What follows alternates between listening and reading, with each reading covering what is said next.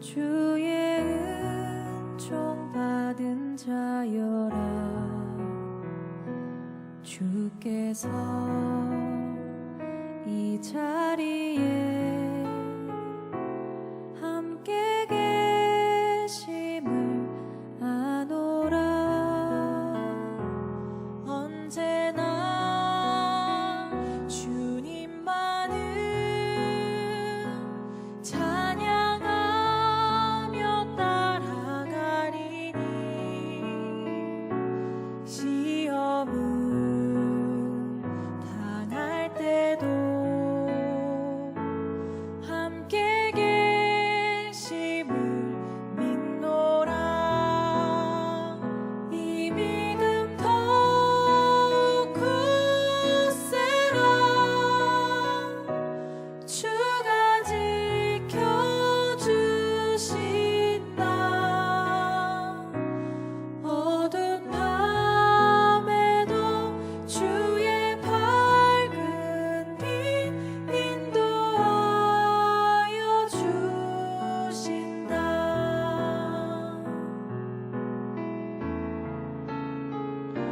주님이 뜻하시니 헤아리기 어렵더라도 언제나 주 뜻 안에 내가 있음을 아노라. 사랑과 말씀들이 나를 더욱 새롭게 하니 때로는 넘어져도 최후 승리를 믿노라. 여기에 모인 우리 사랑받는 주의 자녀라. 주께서 뜻하신 바 우릴 통해 펼치신 나 고통과 슬픔 중에 더욱 주님을 지하오니 어려움 이겨내고 주님 더욱 찬양하라. 이 믿음 더욱 굳세라. 주가 지켜주신다.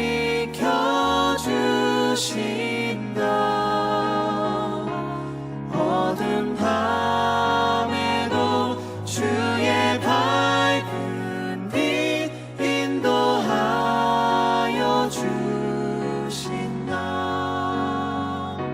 주의 뜻 이루어지는 날까지 믿음 더욱 굳세라.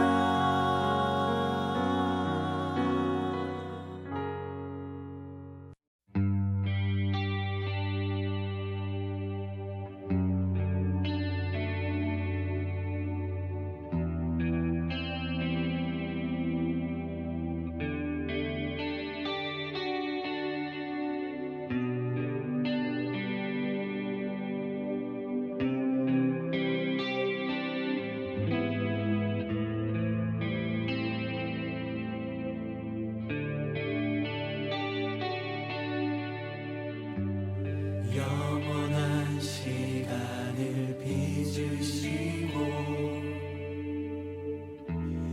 영원한 생명을 놓으신 주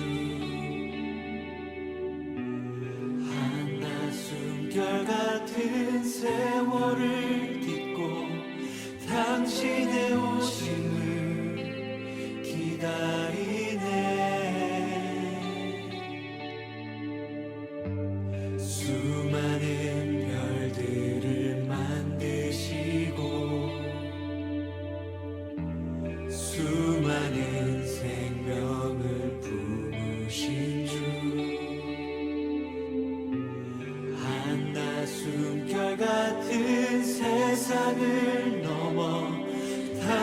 당신의 오심을 기다리네.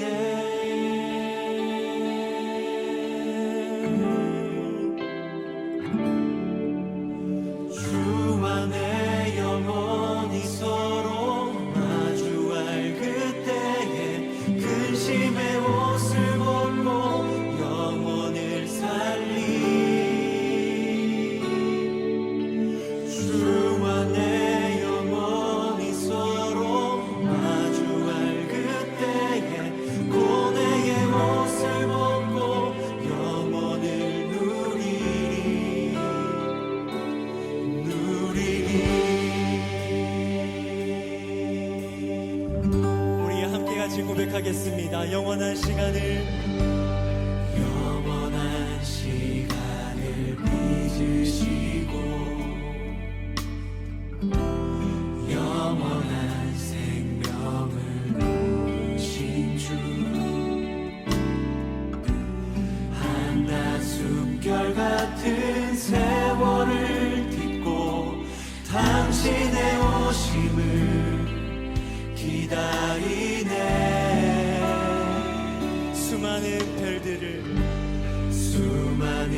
별들을 만드시고 수많은 생명을 부르신 주, 한낮숨결 같은 세상을 넘어 당신의 오심을 기다리네.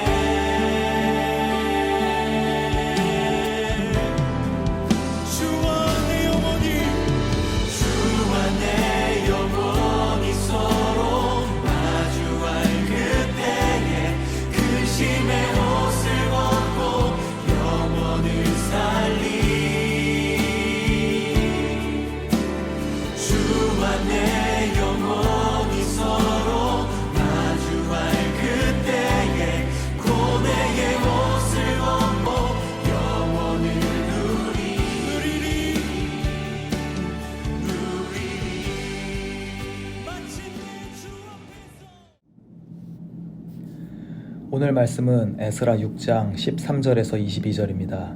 말씀을 봉독하겠습니다.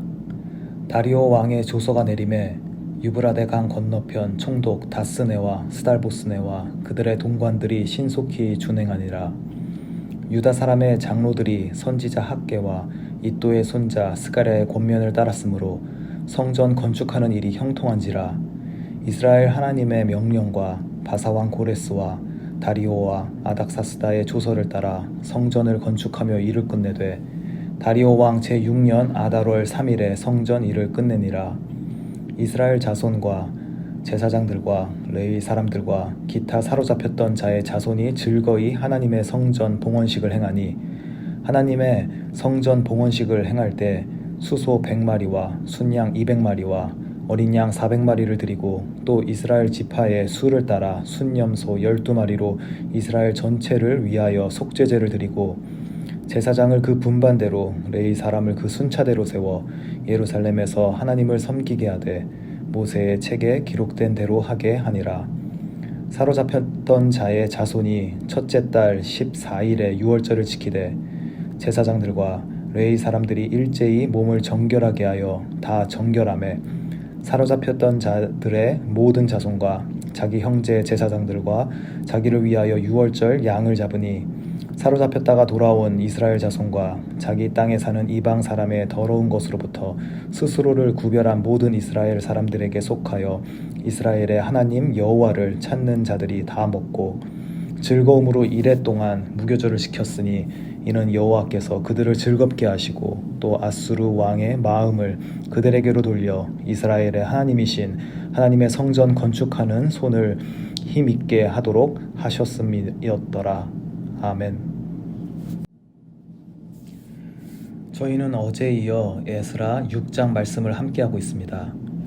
예루살렘 성전의 회복은 유다가 멸망하기 전부터 여러 선지자의 예언을 통해 이미 약속이 되었던 사건입니다. 그 성전 회복의 약속이 성취되는 순간에 저와 여러분이 오늘 함께하고 계십니다. 먼저 13절을 보시면 다리오 왕의 조서가 내려져서 성전 건축에 대한 오해가 풀리고 그러자 모든 일이 신속하게 진행이 됩니다. 어떻게 그렇게 성전 건축이 신속하고 형통하게 진행될 수 있었을까요? 다리오 왕의 전적인 지원 또한 중요했지만 14절에 그 답이 나와 있습니다. 이스라엘 민족은 바로 하나님의 명령을 따랐기 때문입니다. 또한 그들의 장로들이 선지자 학개와 스가랴의 말을 잘 따랐기 때문입니다. 이렇게 하나님의 말씀에 순종한 이스라엘 민족은 15절에 나와 있듯이 다리오 왕 제6년에 성전 건축을 끝마칩니다. 16년 동안이나 중단되었던 성전 건축이 재개된 후 4년 만에 완성이 된 것입니다. 이것은 하나님의 말씀의 성취로 바벨론 침공으로 솔로몬 성전이 파괴된 후 70년이 지나고 성전이 다시 건축된 것입니다. 하나님은 예레미야의 예언을 그대로 성취하셨습니다. 자, 이제 이스라엘 자손은 성전을 완공하였고 그들이 먼저 한 일은 성전 봉헌식을 올리는 것이었습니다. 16절을 읽겠습니다. 이스라엘 자손과 제사장들과 레위 사람들과 기타 사로잡혔던 자의 자손이 즐거이 하나님의 성전 봉헌식을 행하니. 그런데 어찌 보면 조금 의아한 점이 있는 것 같습니다. 성경은 그들이 즐거이 봉헌식을 행했다라고 기록하고 있습니다. 이스라엘 자손 입장에서 한번 생각해보면 어떨까 싶습니다. 아직도 이스라엘 백성은 바사, 즉 페르시아의 지배하에 있습니다. 페르시아는 유대인은 포로들을 다시 이스라엘로 돌려보내고 성전을 재건하게 해준 것입니다. 이것은 일종의 관용 정책을 편 것이죠. 즉 이스라엘 민족은 그들이 독립된 국가 주권을 가지고 있는 상태에서 성전을 지은 것이 아닌 여전히 페르시아의 지배 아래에 있었습니다. 그리고 페르시아의 서포트에 의해서 지어진 성전인 것입니다. 이 상황이 그들에게 그렇게 기쁠 수가 있었을까요? 우리의 역사를 대입해보면 예컨대 일제시대 때 회파되었던 예배당을 우리 민족의 힘으로 의지로 지으려는데 그렇게 할 수 없었고 결국 일본 명령에 의해 총독부 주도로 예배당이 그 교회가 다시 지어진 것입니다. 그렇게 생각하면 유대인들 또한 그렇게 기쁠 수 없었을 것 같습니다. 하지만 오늘 말씀은 그들이 즐거이 하나님의 성전 봉헌식을 행했다라고 기록하고 있습니다. 하나님의 말씀은 거짓을 전하지 않습니다. 즉 유대인은 진실로 기뻤던 것입니다. 그렇다면 어떻게 그들은 그렇게 기뻐할 수 있었을까요? 그 이유가 무엇인지 고민해보고 여러 가지로 추측해 보았는데 오늘 성경 말씀은 이에 대해 다음과 같이 답변하고 있는 것을 발견했습니다. 6장 마지막 절 22절에 다음과 같이 기록되어 있습니다. 여호와께서 그들을 즐겁게 하여 성전 건축하는 손을 힘있게 하셨다. 바로 하나님께서 그들에게 즐거움을 허락하신 것입니다. 그리하지 않을 것 같은 순간에, 그리하지 않을 것 같은 상황 가운데 하나님은 그들의 그 백성의 마음을 돌리고 정하사 하나님이 주시는 그 기쁨을, 그 즐거움을 주시고 있었던 것입니다. 그래서 그들은 진정으로 기뻐하고 즐거워할 수 있었습니다. 하나님이 주시는 그 기쁨, 여러분은 어떠신지 여쭤보고 싶습니다. 그 하나님이 주시는 즐거움에 동참하고 계신지요? 저희에게 이러한 하나님이 주시는 기쁨의 순간이 있을 줄 믿습니다. 저는 오늘 말씀을 보며 저희 부부가 우리 교회에서 받았던 침례식이 떠올랐습니다. 미국 생활을 시작한 저희 부부에게 하나님께서는 저희가 하나님을 다시 만나길 원하셨던 것 같습니다. 저와 저희 아내는 어렸을 때 부모님을 통해 하나님을 알게 되었지만 어쩌다 보니 사실은 하나님을 모르는 사람처럼 살고 있었습니다. 하나님을 온전하게 예비하지 않았던 저희 부부에게 주님은 다시 찾아오셨고 다시 복음으로 가르쳐 주시고 재헌신하게 하셨습니다. 즉 무너졌던 저희 부부의 마음의 성전을 다시 세우고 하나님 앞에 신앙의 고백을 하고 대중 앞에, 세상 앞에 신앙을 공포하는 침례를 받았습니다. 정말 그것은 저희에게 큰 기쁨이었습니다. 왜냐하면 무너졌던 마음의 성전에 하나님이 다시 찾아와 주셨기 때문입니다. 마음의 성전은 하나님의 손으로 재건되었고 그것은 하나님이 저희와 함께 하심을 보여주는 것이었습니다. 그리고 이미 예수 그리스도께서 저희를 위하여 그의 피로 단번에 제사가 드려졌음을, 그래서 하나님과의 완전한 연합이 이미 예수님을 통해 이루어졌음을 다시 알게 되는, 바로 하나님과의 관계가 재건되는 사건이었습니다. 물론 저희 부부는 여전히 세상을 살고 있습니다. 몸은 여전히 죄의 기억을 지닌 채 세상 가운데에 놓여 있습니다. 이것은 마치 이스라엘 민족이 여전히 페르시아의 지배하에 그 영향력 아래에 있는 것과 같다 생각합니다. 하지만 그들의 성전이 회복된 것 같이 저희 부부의 마음의 성전이 재건되어 이스라엘 민족처럼 저희도 하나님을 예배할 수 있게 되었습니다. 저희의 몸이 하나님의 영이 거하시는 거룩한 성전이 된 것입니다. 그래서 세상 가운데 있지만, 그리고 때로는 실패하지만 주의 영이 함께 하시기에, 하나님이 함께 하시기에 저희 부부는 이미 받은 그 감사와 은혜 때문에 즐거워할 수 있고, 그리고 앞으로도 즐거워할 수 있을 거라 믿습니다. 이것이 제가 세상에 살지만 즐거워할 수 있는 이유고, 이것이 또한 유대 민족이 즐거워하며 봉헌할 수 있었던 이유였을 것입니다. 바로 하나님이 주시는, 그 백성에게 부어주시는 2500년 전과 또한 지금도 동일하게 주시는 평안과 기쁨의 즐거움이라는 사실을 묵상하게 되었습니다. 앞서 드린 질문을 다시 드리겠습니다. 하나님이 주시는 즐거움에 동참하고 계신지요? 저희 모두에게, 주의 백성에게 이러한 기쁨의 순간이 있을 줄 믿습니다. 그리고 복구된, 재건된 우리의 마음의 성전에서 저와 여러분은 기쁨으로 하나님을 예배할 줄 믿습니다.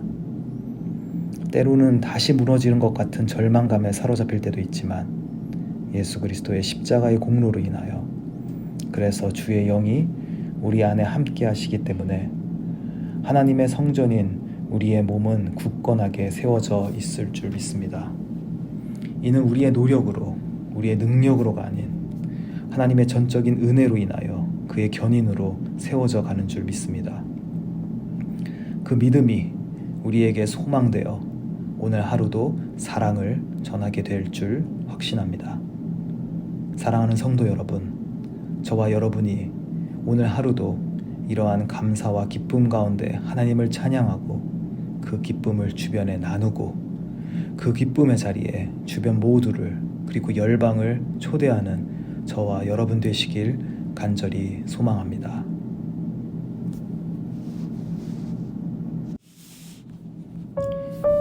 오늘 말씀을 기억하며 함께 기도하시겠습니다. 말씀을 허락하신 하나님께 감사를 드립니다. 예수님을 통해 이미 확증된 저희를 향한 사랑과 그 은혜에 감사를 드립니다.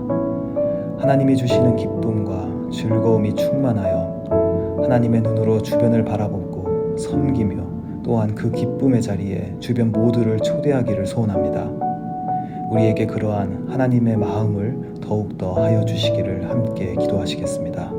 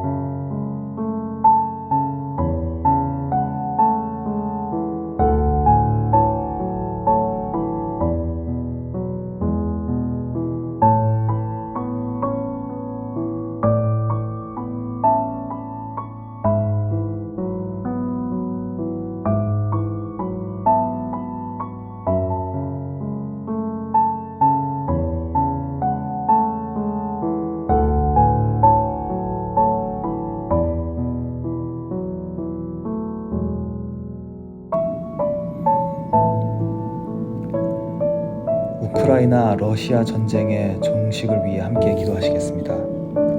러시아의 공격에 무고한 희생을 당하고 어려움에 빠져 있는 우크라이나를 위해서 기도합니다.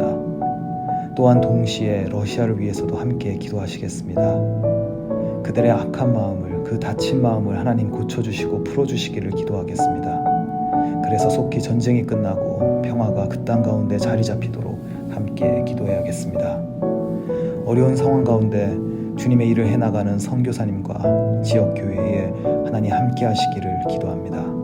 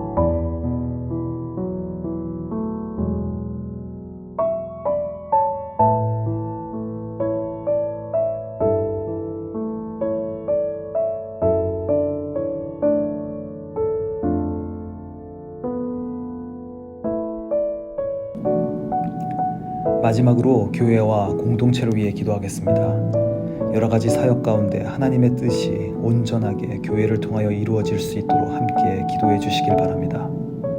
저희들 가운데 연약함으로 고통 중에 있는 분들을 위해서 하나님의 은혜를 간절히 바라며 함께 기도하시겠습니다.